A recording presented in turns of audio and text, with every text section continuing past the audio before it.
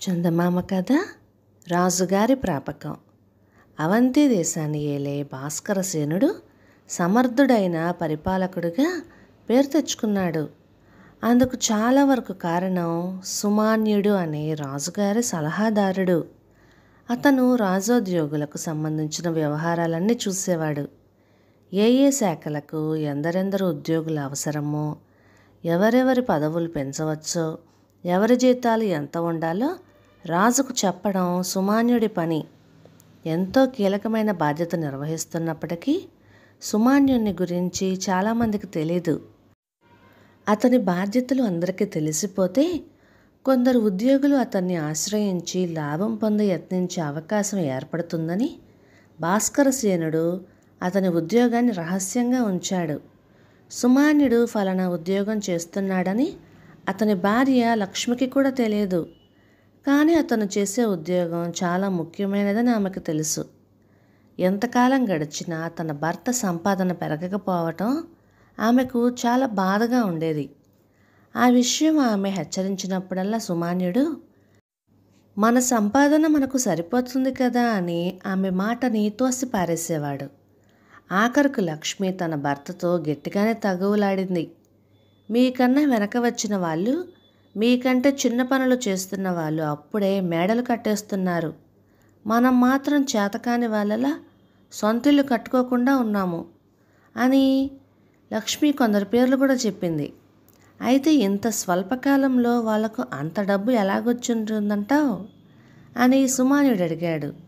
రాజుగారి ప్రాపకం వల్ల ఈ రోజుల్లో ముక్కుకు సూటిగా మన పనులు మనం చేసుకుంటూ పోతే లాభం లేదు.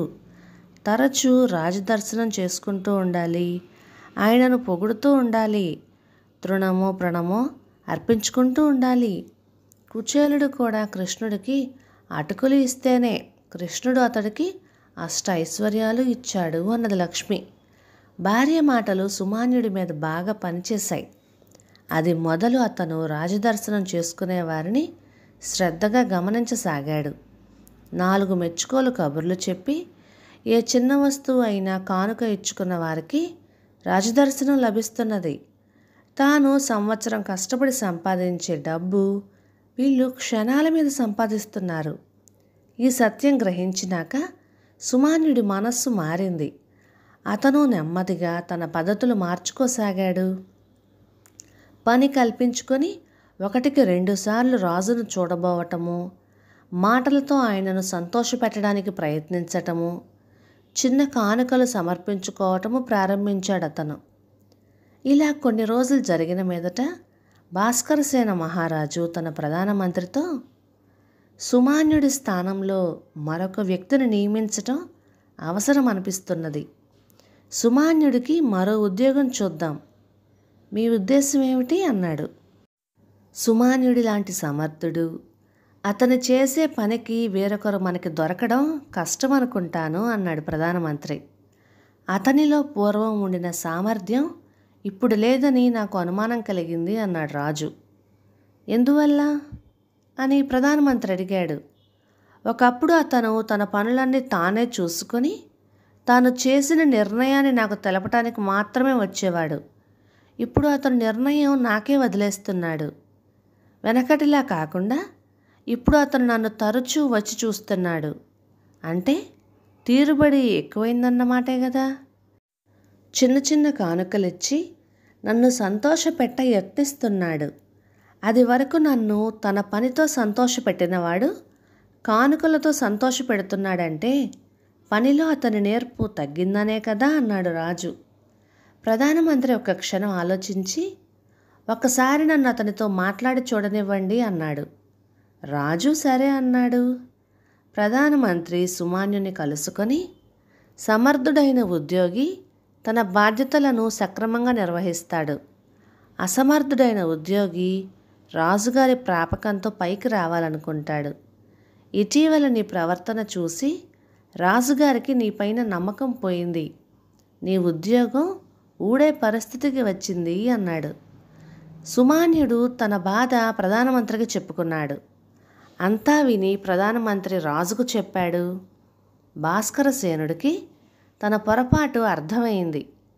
సుమాన్యుడి వంటి దక్షత గలవాడు తప్పుదారి పడితే తాను తెలుసుకోగలిగాడు. కానీ అదే పద్ధతి అవలంబించిన అసమర్థులను ఆయన కనిపెట్టలేకపోయాడు. ఆయన సుమాన్యుడికి చక్కని భవంతిని కట్టించి ఇచ్చి తనను పొగడవచ్చేవారిని, తనకు కానుకలిచ్చేవారిని విమర్శనా దృష్టితో చూడడం నేర్చుకున్నాడు. క్రమంగా దేశంలో అసమర్థులకు రాజుగారి ప్రాపకం తగ్గిపోయింది. పొగడ్తలు, కానుకలు అందరూ ఇష్టపడతారు. కొందరు తమ పై అధికారులకు కానుకలిచ్చి వారిని పొగిడి వారి ప్రాపకం పొంది లాభం పొందుతూ ఉంటారు. సమర్థుడైన వాడు ఇవేమీ చెయ్యక తన సామర్థ్యం మీద నమ్మకంతో ఉంటాడు. అందువల్ల సాధారణంగా నిజ జీవితంలో సమర్థత ఉన్నవాడి కంటే కూడా ఇలా ప్రాపకం పొందిన వారే ఉద్యోగాలలో ప్రమోషన్లు, బోనస్లు పొందుతూ ఉంటారు. సమర్థత కలిగిన వాడు ఏమీ చేయక అలాగే ఉండిపోతూ ఉంటారు. కథ సమాప్తం. ఇక ఈ కథ మీకు నచ్చినట్లయితే ఇలాంటి మరెన్నో తెలుగు చిట్టిపొట్టి కథల కోసం లైక్ చేయండి, షేర్ చేయండి, సబ్స్క్రైబ్ చేయండి. Thank you.